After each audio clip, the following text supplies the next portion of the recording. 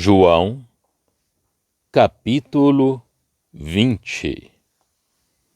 E no primeiro dia da semana, Maria Madalena foi ao sepulcro de madrugada, sendo ainda escuro, e viu a pedra tirada do sepulcro.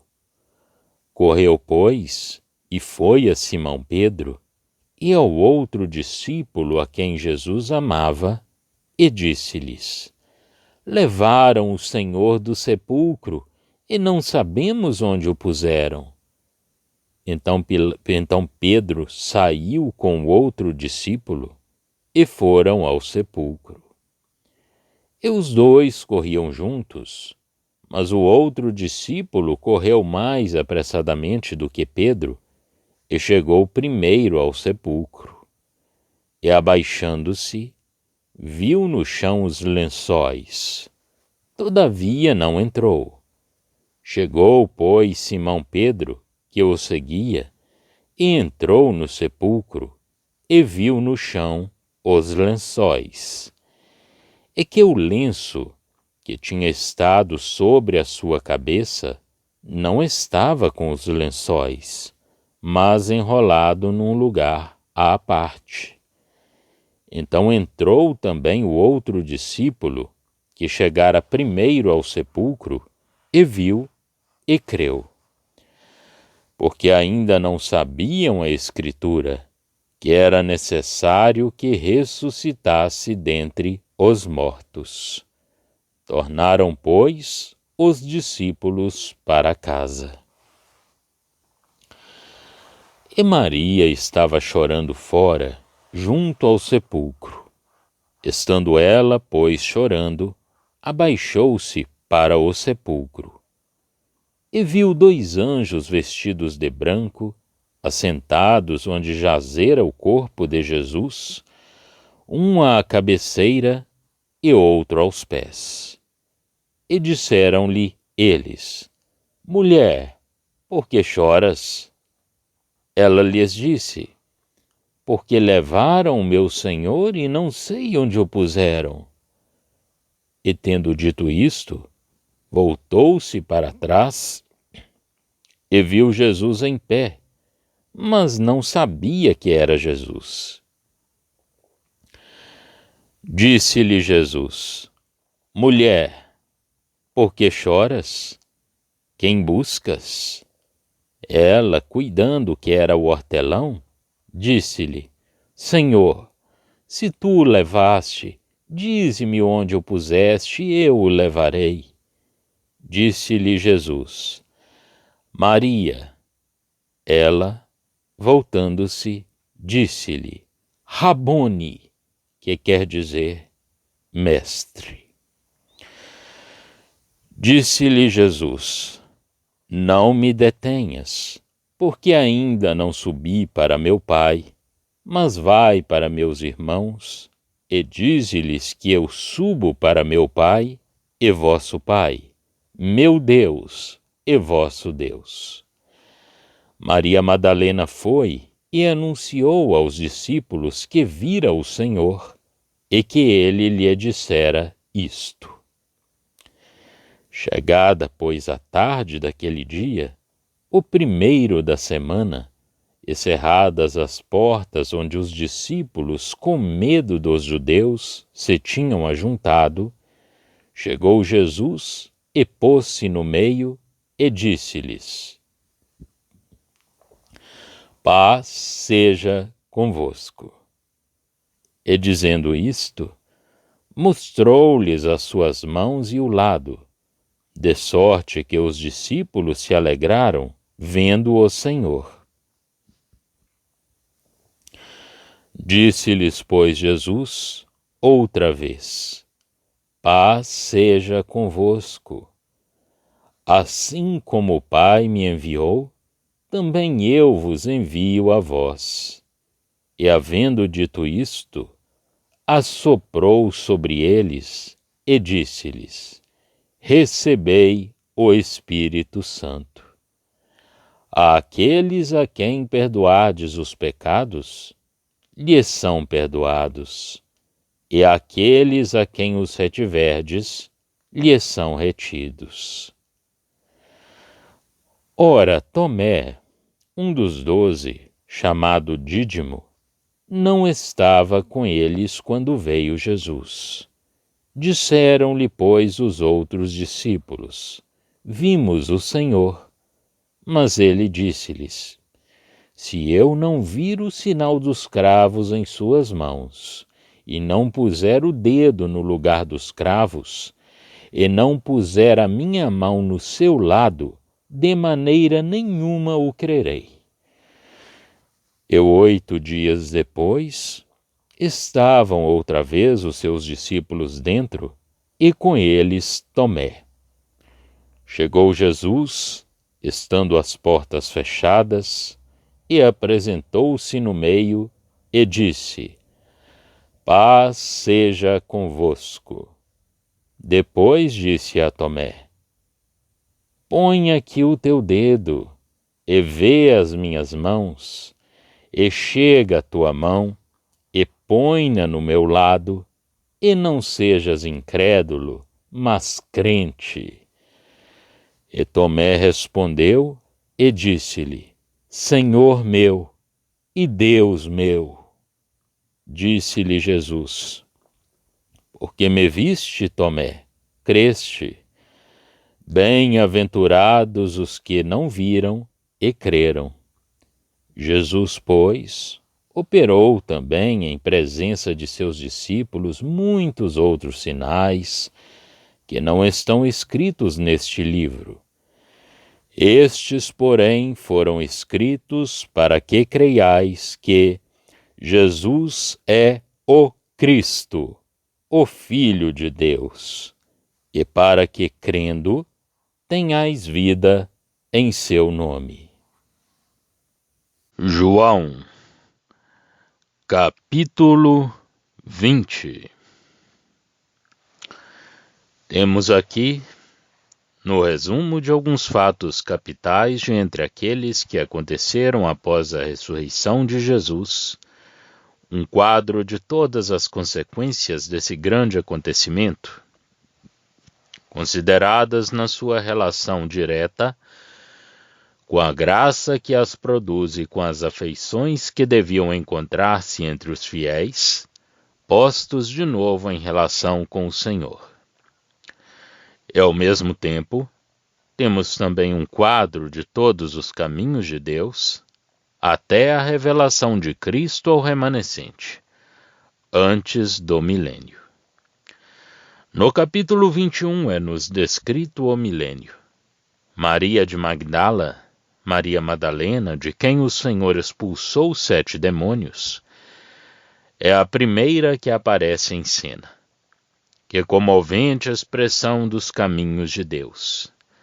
Esta mulher representa, e eu não duvido disso, o remanescente judeu desse tempo, pessoalmente ligado a Jesus, mas ignorando o poder da sua ressurreição.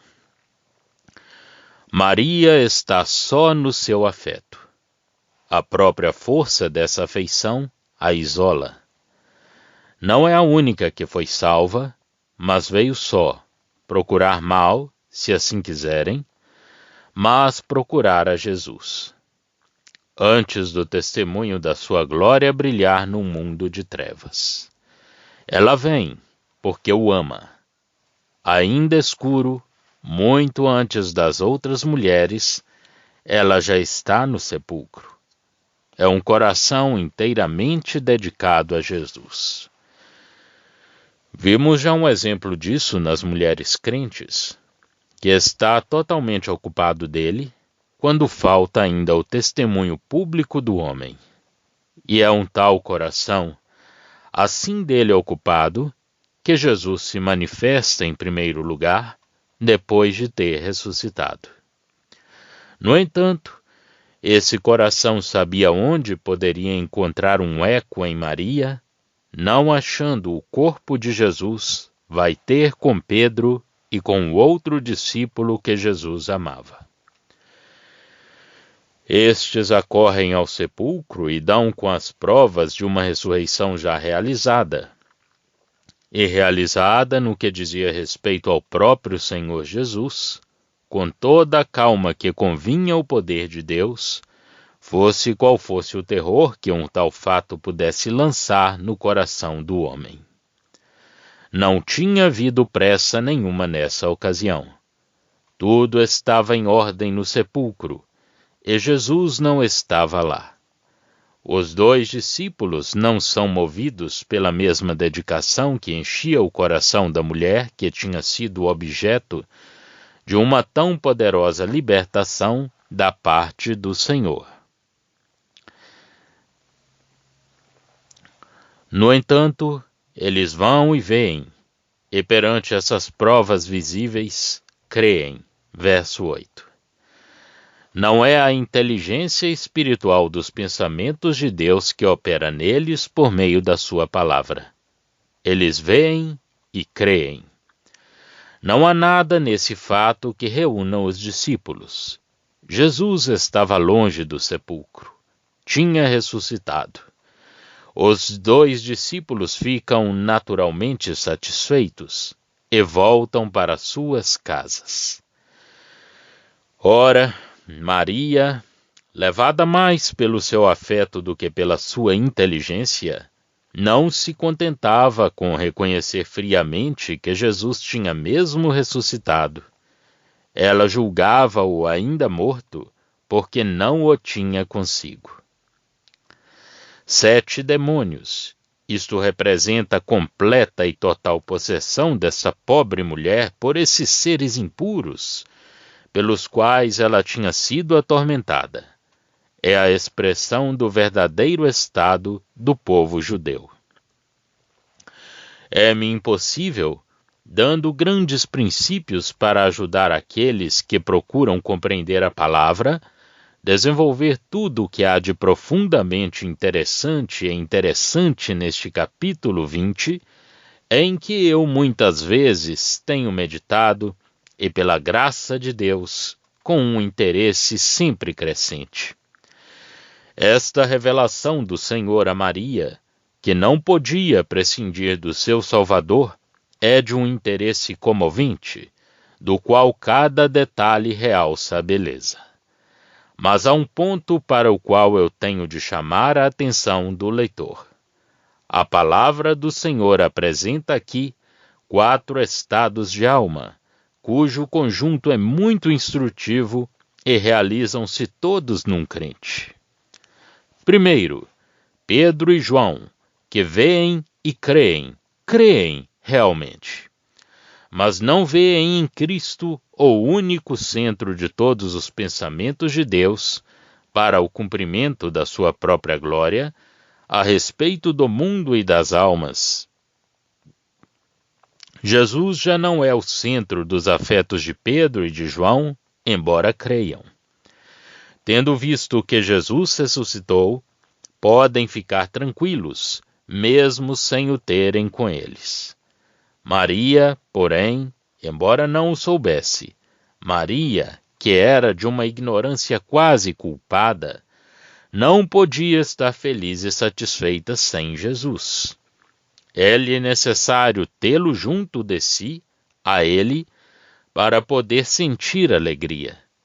Pedro e João voltam para suas casas. É ali que está o centro dos seus interesses. Eles creem de verdade, mas o seu eu, a casa deles, é-lhe suficiente.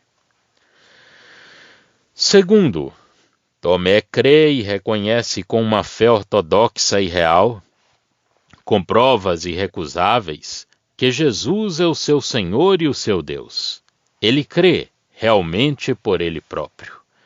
Não tem as comunicações da eficácia da obra do Senhor, nem das relações em que Jesus coloca os seus, a igreja, com seu Pai.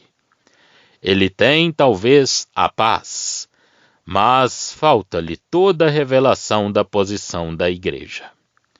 Quantas almas, mesmo salvas, se encontrarão num desses 2 estados de Pedro e de João, ou de Tomé?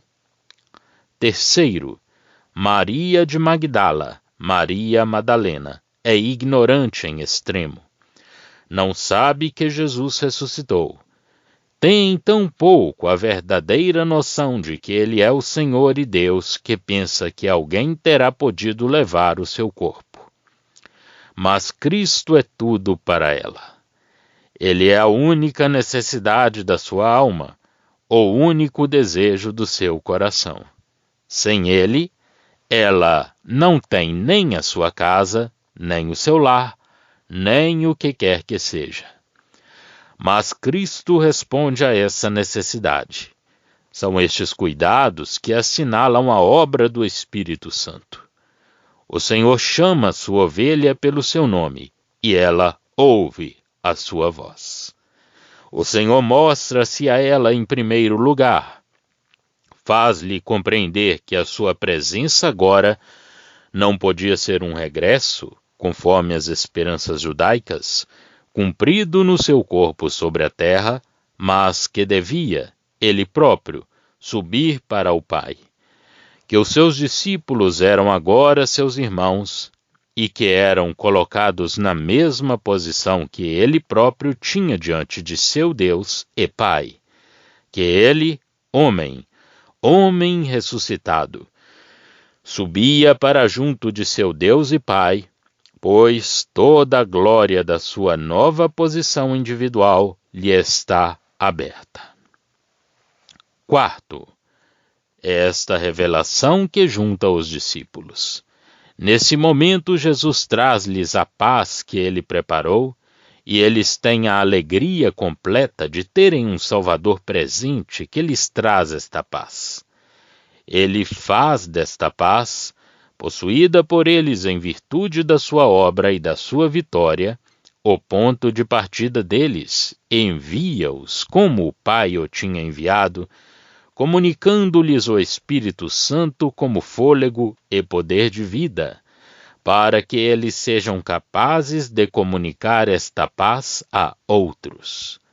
Agora ele fala aos seus discípulos, como tinha feito a Maria, da eficácia da sua obra, das relações com o Pai que daí resultam, e todas essas comunicações são a resposta à afeição de Maria a Cristo, ou o fruto que esse afeto produzia. Se, por graça, a afeição a Jesus se encontrar em algum lugar, certamente será concedida uma resposta da parte de Deus às necessidades que produziu no coração essa afeição.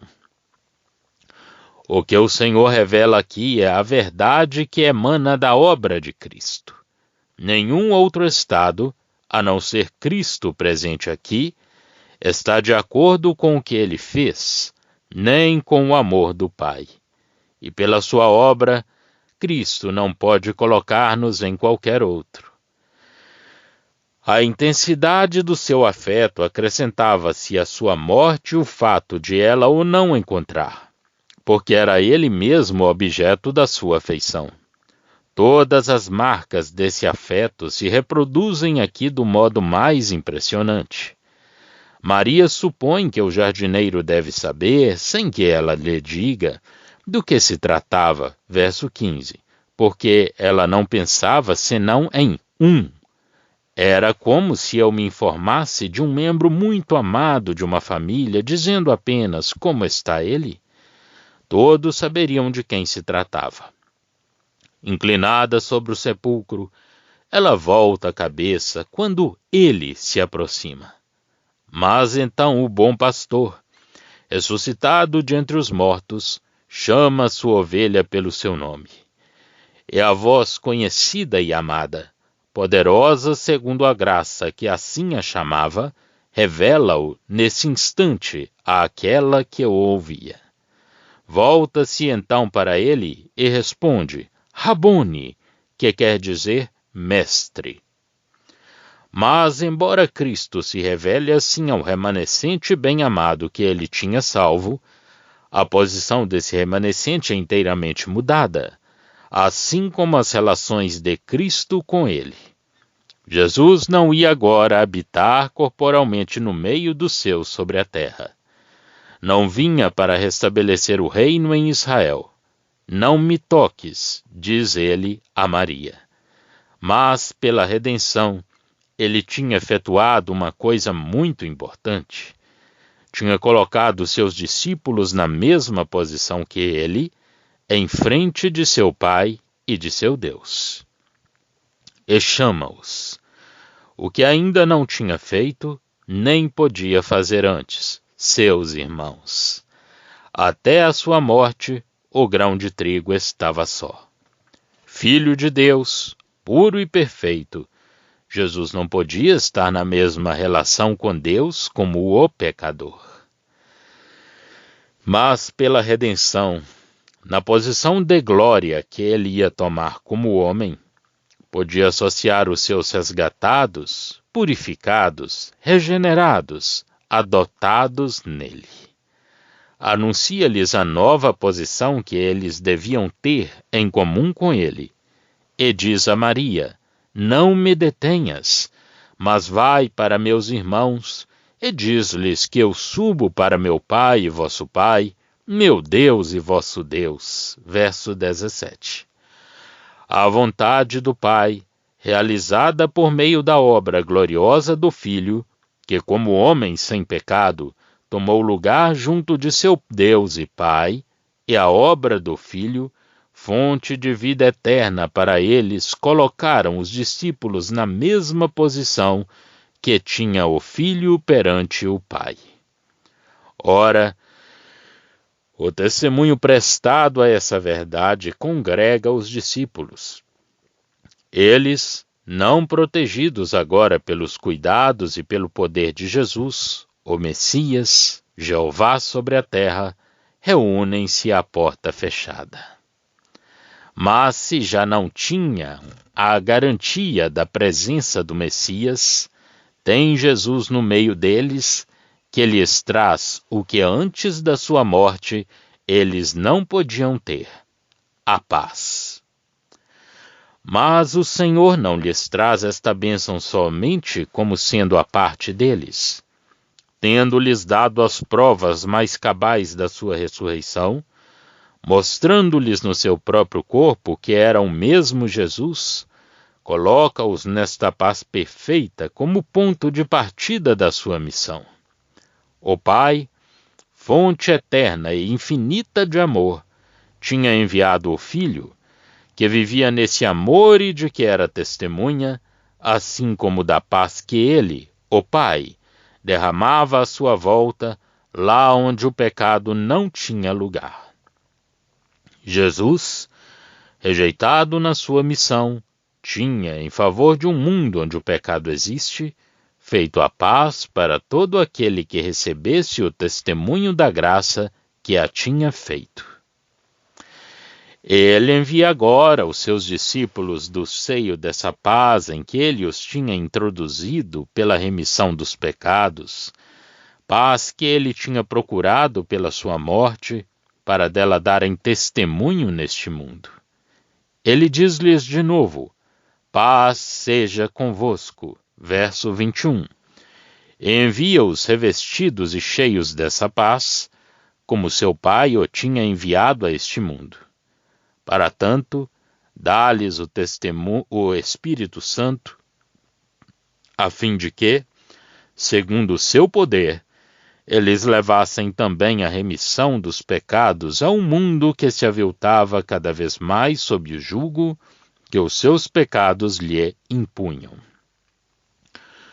Não duvido, historicamente falando, de que o Senhor fez aqui, comunicando o Espírito aos seus discípulos, se distinga perfeitamente do dom do Espírito de que se fala em Atos 2.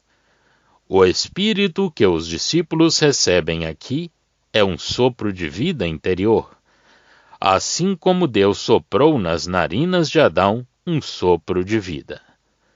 Não se trata aqui do envio do Espírito Santo vindo dos céus a este mundo. Cristo, que é Espírito vivificante, comunica aos discípulos a vida espiritual segundo o poder da ressurreição. Comparar Romanos, capítulos 4 e 8, e Colossenses, capítulos 2 e 3. A ressurreição era o poder de vida que os fazia sair do domínio do pecado, o qual tinha o seu termo na morte, e tinha sido condenado pela morte de Jesus. É uma questão não de culpabilidade, mas de condição. A nossa culpabilidade, Deus seja bendito, estava também levantada. Mas aqui nós morremos com Cristo, e a ressurreição apresenta-nos, Romanos, acima citados, desenvolvem o lado da morte. A epístola aos Colossenses apresenta-lhe a ressurreição. Em Romanos, é a morte ao pecado. Em Colossenses, a morte ao mundo. Apresenta-nos, dizia eu, vivos diante de Deus, numa vida em que Jesus, e nós por ele, comparecemos na sua presença, segundo a perfeição da justiça divina. Mas isso supunha também a sua obra. Quanto ao seu lugar no quadro geral apresentado em figura nesta passagem, esse dom, conferido pelo sopro do Senhor, representa o Espírito conferido aos santos, reunidos pelo testemunho da ressurreição de Cristo e da sua ascensão ao Pai, como toda esta cena representa a Igreja nos seus privilégios atuais.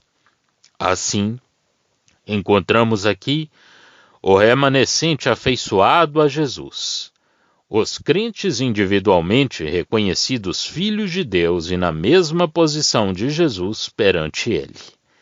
Em seguida, a Igreja, fundada sobre este testemunho, reunida com Jesus no seu meio, gozando da sua paz. E os seus membros, individualmente constituídos como possuindo esta paz que Jesus criou, testemunhar ao mundo a remissão dos pecados mediante arrependimento e fé. Tomé representa os judeus nos últimos dias, que crerão quando virem. Mas bem-aventurados os que não viram e creram. Verso 29. Mas a fé de Tomé não tem o caráter que se liga com a posição de filho e serve de vaso ao espírito de adoção. Reconhece, é o que fará o remanescente, Jesus por seu Senhor e seu Deus. Não estava com os discípulos quando do seu primeiro ajuntamento. O Senhor, pelos seus atos, consagra aqui o primeiro dia da semana para a sua reunião espiritual com os seus neste mundo. O evangelista estava longe de esgotar tudo o que havia a dizer acerca do que Jesus tinha feito. A finalidade do que ele nos contou está em relação com a vida eterna em Cristo. Primeiro, Jesus é o Cristo, o Filho unigênito de Deus. Segundo, crendo nele temos a vida eterna pelo seu nome. Eis os dois grandes temas a que este Evangelho é consagrado. Já estão disponíveis para leitura os comentários do Novo Testamento e do Antigo Testamento de João Nelson Darby. Estão nos formatos de livro, e-book, também aplicativo para o celular Android. Visite o nosso site www.palavrasdoevangelho.com.